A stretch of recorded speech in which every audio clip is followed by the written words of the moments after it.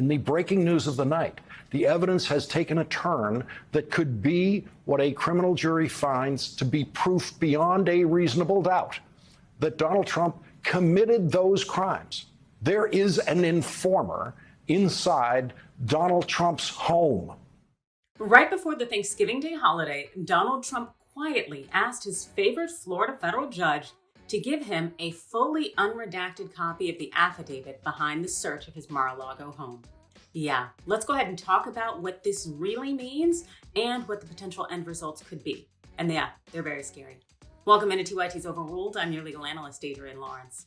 On November 22nd, Donald Trump's legal team ran to his favorite Florida federal judge for an order requiring the government to release an unredacted version of the affidavit. Yeah, that August 5th, 2022 affidavit that supported the FBI's search of Trump's Mar-a-Lago home to recover the many classified documents he shouldn't have had in his possession.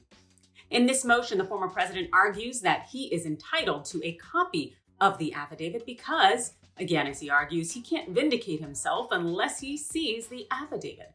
Trump also claims that there's no compelling interest to keeping that affidavit secret and that there shouldn't be any concern whatsoever about releasing the information in the affidavit to him because it can be shared under a protective order. Basically meaning that Trump and his legal team will promise, pretty please promise, not to share that information. Of course, Trump submitted this motion to Judge Aileen Cannon. Yeah, that's that federal judge Trump appointed who has been issuing those suspect opinions in his favor. If you recall, she is the one who issued that legally unsound and subsequently reversed order, effectively suspending DOJ's review of the classified documents and granting that whole special master business. And if you recall, Trump's people actually already had this similar show me the affidavit request. They made that to the federal judge who had signed off on the search warrant.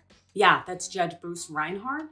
In late August, Judge Reinhart granted Trump's request, but he redacted or ensured that there were the redaction of any kind of witness information, informant information, or anything else that would have compromised the Justice Department's ongoing investigation into Trump's holding documents that he should not have. Well, they also didn't want anyone to be harassed who may have helped out in that investigation in a similar way that Judge Reinhart himself was harassed when it became clear that he's the one who signed off on the warrant.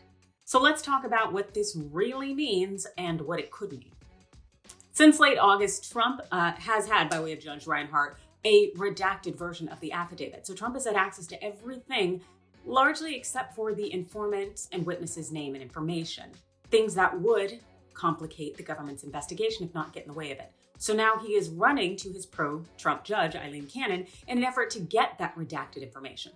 45 wants nothing more than access to the identities of those out there who are providing the government with information so he can silence them. Yeah, he wants to know who is talking to the feds so he can intervene, Now that special counsel Jack Smith is on his tail, Trump is very concerned, and he's likely working overtime to try to kill the case. Whatever is necessary. Read here, witness intimidation. Yeah, so Judge Aileen Cannon may let him have those names, even though it would interfere with DOJ's investigation. That's a very scary thing. We're watching Judge Cannon bastardize the law so she could issue an order that contravened all common legal sense out there and all precedent just so she can serve in Trump's best interest. That is terrifying, very scary. Because those who may have cooperated with the feds or may be considering cooperating with the feds, they may retract. They may not continue to cooperate. They may flip and say they never said that, all because they're afraid of what could happen to them and their families with the potential threats of violence, not just from MAGA minions, but from anybody else working on Team Trump. But this is also what happens when we don't enforce the rules against everyone.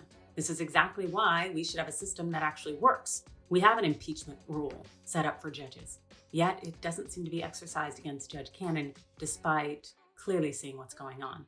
This is very scary. Yeah, absolutely. But hey, then again, those are just my thoughts.